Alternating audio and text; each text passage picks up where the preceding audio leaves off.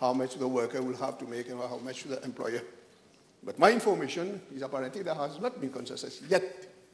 I hope there will be consensus and that we will come with that bill very soon. Now, the wage guarantee fund is welcome, 50,000, up to 50,000 rupees. But I've tried to find in the budget estimates, where is that fund coming from? I've not heard anything from the Honorable Minister of Labour. And this maximum of 50,000 rupees, is it a one-off payment? Will it be inclusive or exclusive what they will receive from the receiver manager whenever a company is insolvent? What is happening?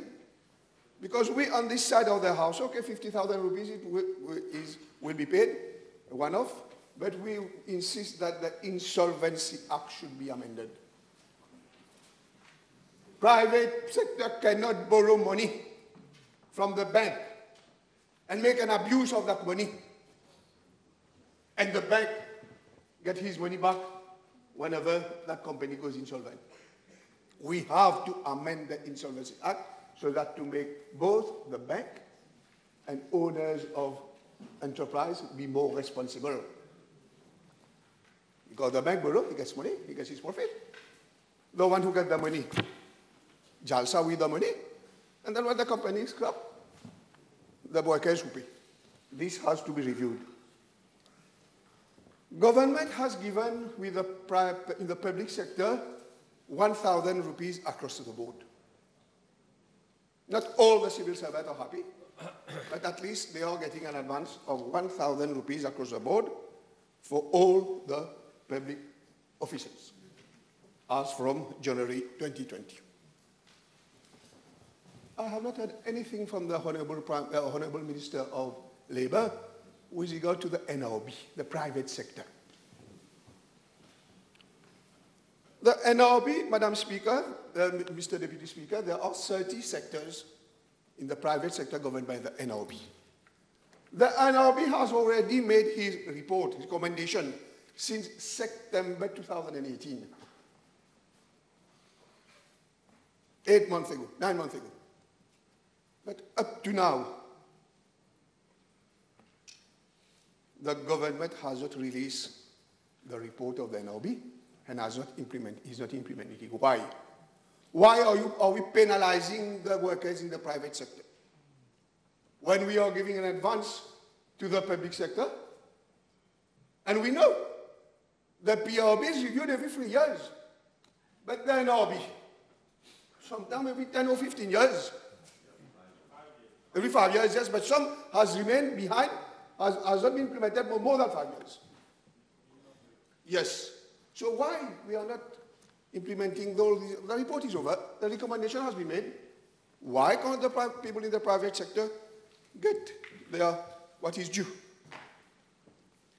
Now let me turn to that 30 rupees to a fisherman. In my constituency, there are many fishermen. In this budget, they have got only 30 rupees weather allowance, bad weather allowance. I will tell you, when they were given before, there was not minimum wages. You want to hear? There was no minimum wages. And today the minimum wages per day is 380 rupees. Yes, manpower minimum wage. And there you are not even giving the fishermen the minimum wage. Now we have minimum wage, Honorable Minister Mendo. And they should get at least the minimum wage. And the minimum wage today is 380 rupees.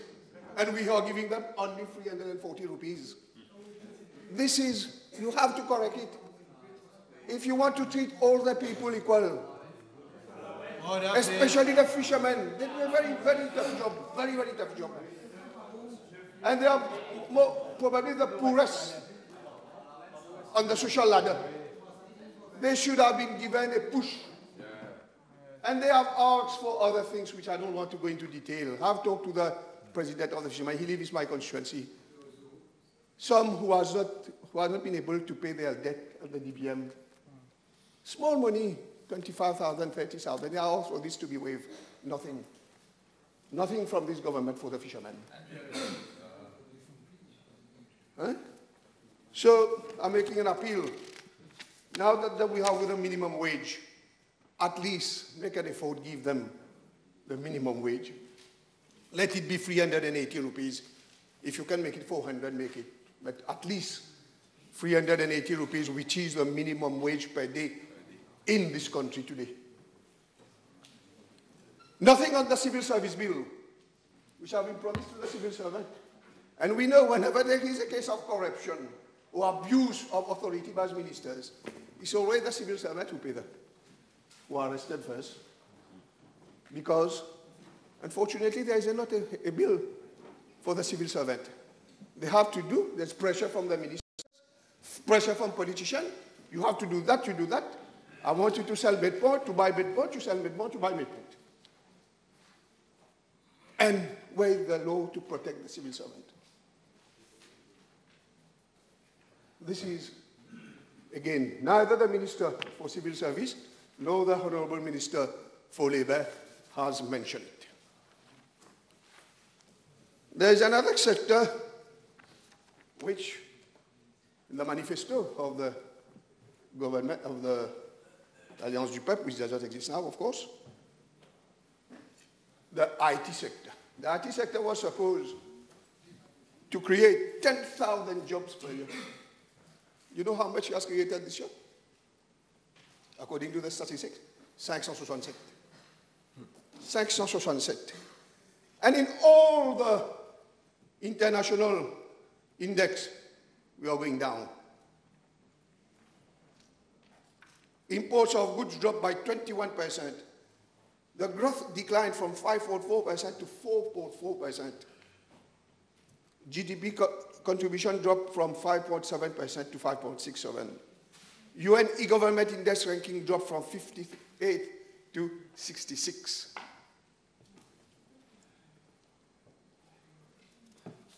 This is a sector which was supposed, and there is not a single word mentioned in the budget of this sector, except to say that we are giving money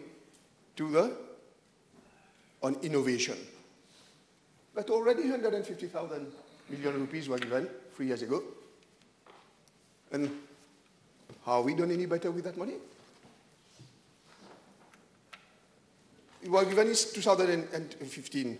What has been the effect? We have declined on the Global Innovation Index from WIPO and INSEAD from 64th in 2017 to 75th in 2018. And we are giving them more money. And when I addressed the bill on the MIRC, I did draw the attention. Why? Have we inquired why? Because again, we are not putting competent people at institutions. Now let me take that important issue of drugs. And here I will draw some similarities. When the MSM is in government, what we have, and when an inquiry on drug is set up. The Commission of Inquiry, which was set up by this government, have made several recommendations and addressed 3 important professions: lawyers, doctors, and dentists, and pharmacists. Here they are asked to reform the prisons regime. Have we reformed the prison regime? More camera in the prison than can say 70% of the camera in the prison are not working. Better condition and work and salary for the prison officers. You know what's happening to the prison officers today? Prison officers are being treated as prisoners. I have a copy here of a circular dated the 10 Juin. Prison officers now, when they go to work, they are allowed to bring their food, and it's stated, let me use the word, very reasonable quantity. So it's the commission of prison who will decide, how much I have to eat. And they have to take it before taking their work at 7 p.m. They have to eat it out. When they enter the prison, they will leave up tomorrow, 7 a.m. What are they entitled? Don't walk out. They will be entitled. They will be entitled only cheese, des tranches du pain, des vaches qui rient, and coffee. So for 12 hours, they will have to live on this. And you want these prison officers to have the interest to work when they are treated like this? And what is worse, Madam Speaker?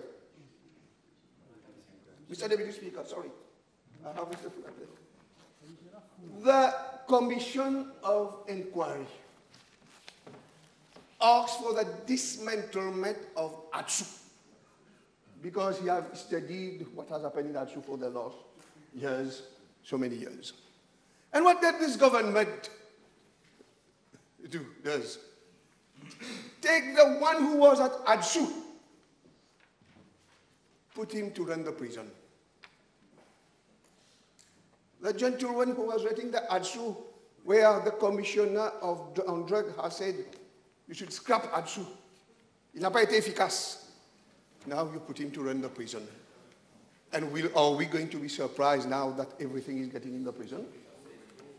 Even the headquarters, tous les commanditaires of all the drug seized, apparently they are all sitting in the prison. The work is going to become the headquarters, the head office of the directors of drug traffickers. This is what we have done with our prison. And again, so many recommendations have been made for the prison. Look at the budget of last year, 830,000 rupees. And this year, 830,000 rupees. Not a single cent. Not a single cent for the prison service. And we want people to work for the interests of this country in that prison. When you have somebody like the commissioner we have actually. Now coming to pharmacies. So my question is, what action has been taken in the prison? I'm sure the Honorable Mr. Mento, when he addressed the House, and I will listen, will give us a list. But unfortunately, most of the time when he gives a list, when we check on the ground, there's much difference. Much difference. Now let me come to the pharmacies. There has been a recommendation for a code of ethics for the pharmacists. And all those who walk on the street, all those who go to Yan Palak, to Rosehill, la gare Rosehill, to Victoria. But unfortunately, ministers, they are in their car, they won't see. Well, I quote on page 104, paragraph 10.310. The Commission has received evidence from several stakeholders, including the ADSU, former addicts, several NGOs, to the effect that there prevails a malpractice at the level of many pharmacies around the island, one which consists of an illegal trade in relation to substance available in pharmacy. Psychotropic substance, for the most, are sold over the counter, but also overselling of cough syrup. I know what I'm talking. I live in QP. Requiring prescription to persons who are most like drug abusers. The presence of empty cough syrup bottles in high numbers, not far off from certain pharmacies, has been reported by the witnesses, some witnesses. What action has government taken? Has we tightened the role on the pharmacy? Are there any search landing on certain pharmacies to see what's happening? Nothing.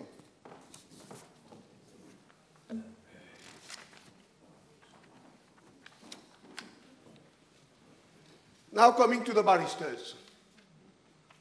The Honorable Minister Mento answered to a question on Tuesday, yesterday, or the day before, Tuesday, said that there are 10 barristers who has been named. 2 are honorable members of this parliament, members of the MSM. And no action has been taken against them. And we here, I must say, we are proud, we in the MMM.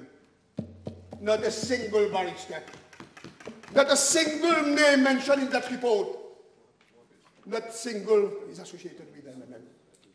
And this we are proud of our record. But now, after having had that commission of inquiry, after having found the findings of the commission of inquiry, the government is embarrassed. The government is embarrassed because of the names mentioned are so close to the MSM, or members of the MSM, MPs of the MSM, ministers of the MSM. And if you look at paragraph, page 20, paragraph page 222, I quote, the Commission has very strong reasons in the light of the evidence adduced before us to believe that there is a handful of barristers who may have acted and may still be acting in most unethical manner. When he referred to one barrister, CEO member of the bar, who was a candidate for the MSM in constituency number 3, we see that he has taken, there's evidence that he has taken drugs money during the last electoral campaign. This is what we call money politics. Using dirty money, badly gained money, immoral money to campaign to be in power. And once in power, use that power to protect certain people. And this, they want us to believe that they will. So when the Commission of Inquiry is so embarrassing, the finding is so embarrassing for the government.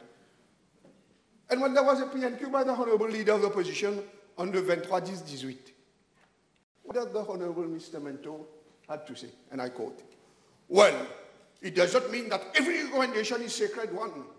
We are not bound to agree with everything that has been said in the report. Challenge their own report. They named the commissioner.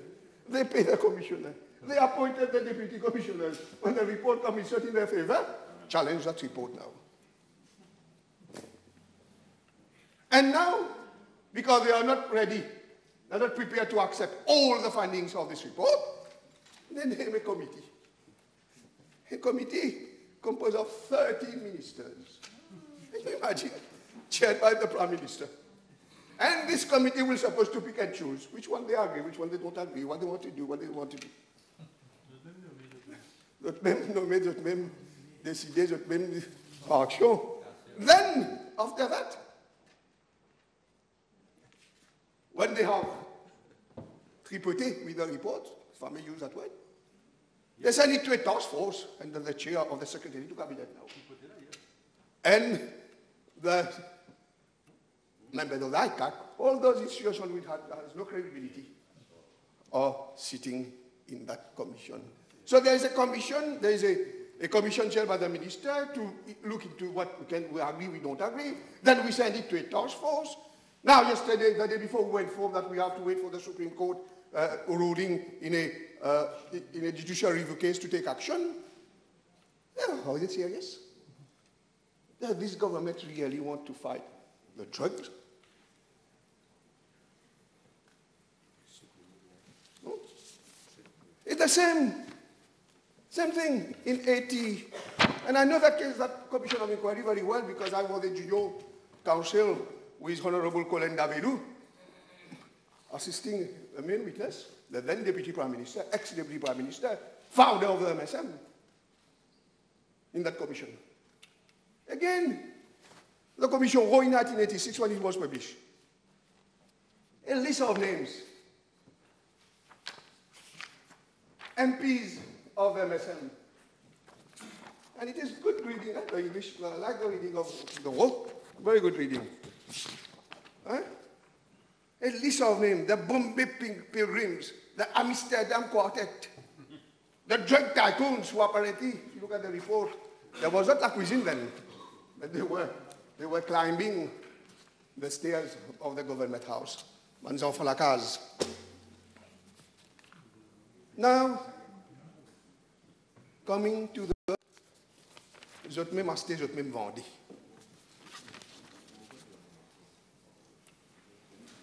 The midpoint. Good. Honorable Pravin Jagannath, Prime Minister of Mauritius, won his case. There was no conflict of interest. But the facts remain. Honorable Dukan mentioned relatives, friends were benefiting in the Betamax case, etc. True, it's true. But the facts remain that it is the Jagannath family who benefited from the 144,000 million rupees of taxpayers' money for a building which was first valued at 75 million. And it was the Jagannath family again, MSM, who benefited from the wave of tax, capital gains tax, because it was quickly signed. The deal was done before the law becoming in operation. So we should not deny all this. These are facts. And Honorable Tusa mentioned Honorable Pravin Jagannath as Prime Minister of Minister of Finance in 2004. Again in 2004, as Minister of Finance, I'm not accusing him of anything, he had to compensate the Jagannath family in the sum of nearly 45 million rupees for the Centrist. Because of a contrat béton, but there were, you will talk after me, I will listen to you carefully.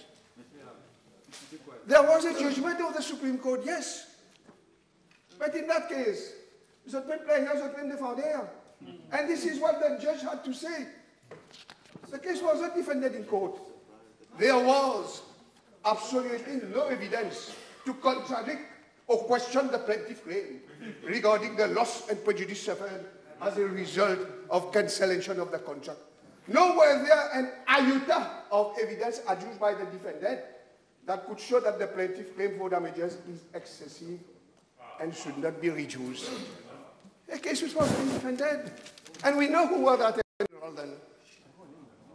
We know who was. I don't want to quote his name. I think he's not well. Anyway, he was an MSM elected member. But this case was not defended. I've been a barrister for 35 years. I've never had a judgment against me like this. No evidence adduced.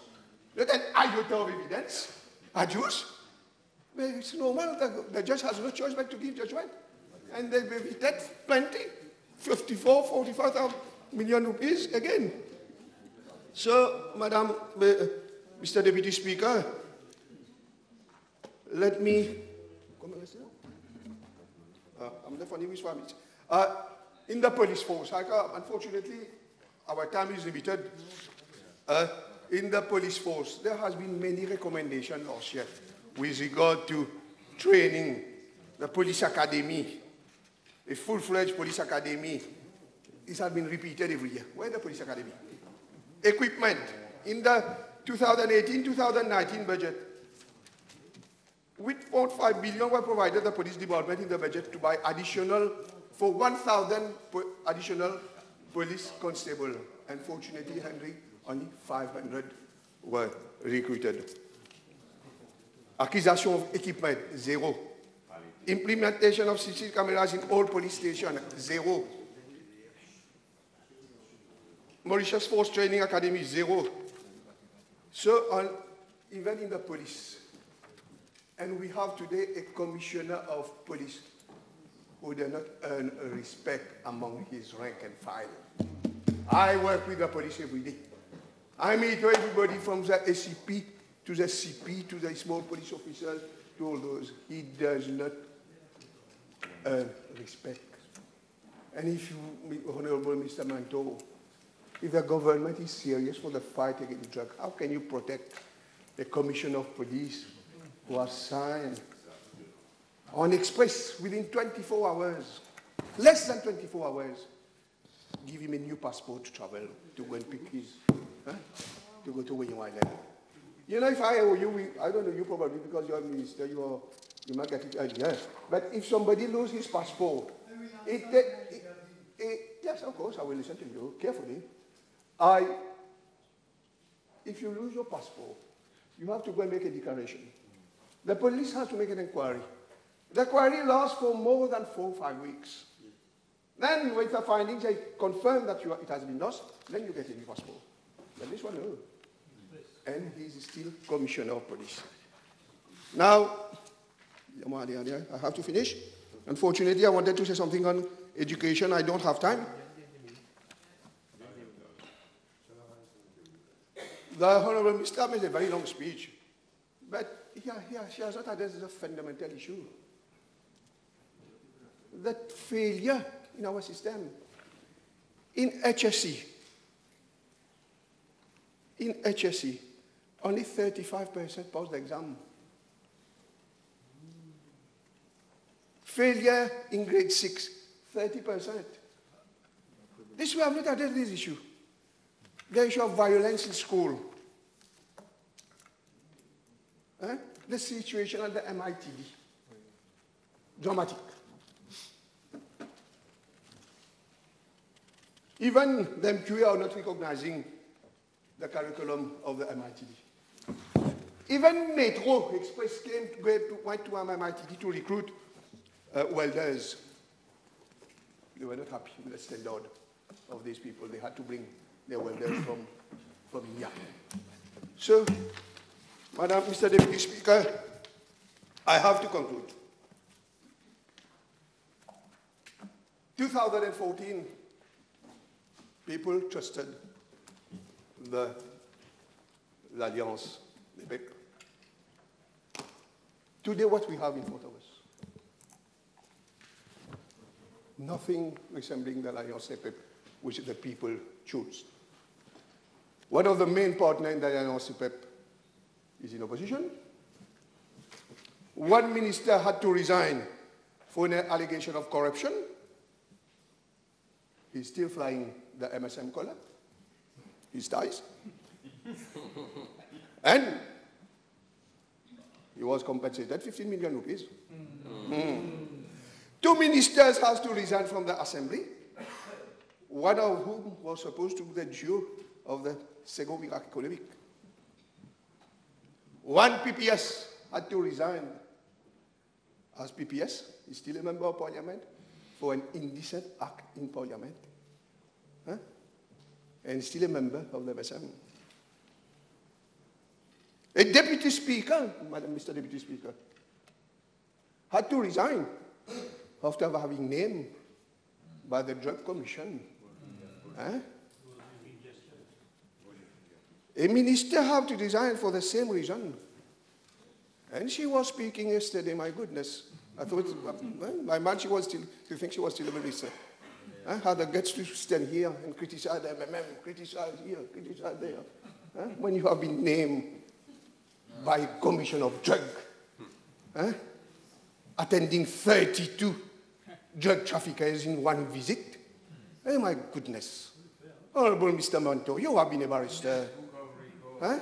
This will go in the Guinness Book of Record. 32 attending a visit, 32 prisoners in one day. One minister had to resign for treating a community. All sort of name. Prostitute. We can't give them house. And SGC houses. They can't go there and live in Palma. These people know, this community know we can't. He had to resign. But another minister was insulted another community. I'm not mentioning your name. I'm not mentioning your name. In the heart fit you, you bear it, and you take your responsibility. Another minister who has insulted another community. He's still minister. He's still minister. Order, please. Another minister who is supposed to be the minister of good governance. Another minister who is supposed to be the minister of good governance. The Honorable Prime Minister answered the question. The police are inquiring on 5 cases against him. Honorable Sisankar. Huh? The Prime Minister with the people elected in 2014. The duo, Miracle Economic, one is out. Goldfinger is out. The Prime Minister has been relegated to Minister Mentor. This is an insult to the wish of the people. We have today Prime Minister, we have not been chosen by the people, chosen by his father. And he's advised by senior advisors, the Prime Minister. One is on bail for corruption, Mr. Paukas. And yesterday, one had to be banned, persona non grata, from the National Assembly for indecency. Attacking an honorable member, a lady, after all. I'm sorry if I miss one of the culprits because the list is long. I apologize if I've not named one of. Sorry, I apologize. This is why, Mr. Deputy Speaker, sir, out there's a big oof. People are not talking about the budget. We are discussing in the chamber. People are not talking about it out there. They want the general election. They realized that they were duped in 2014.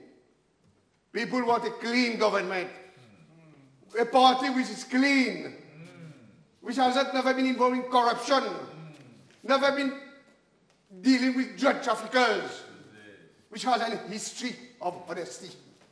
This is why, Mr. Speaker, sir, Mr. Deputy Speaker, sir, people are waiting there. That to pour virer, pour dévirer, Mr. Speaker, thank you.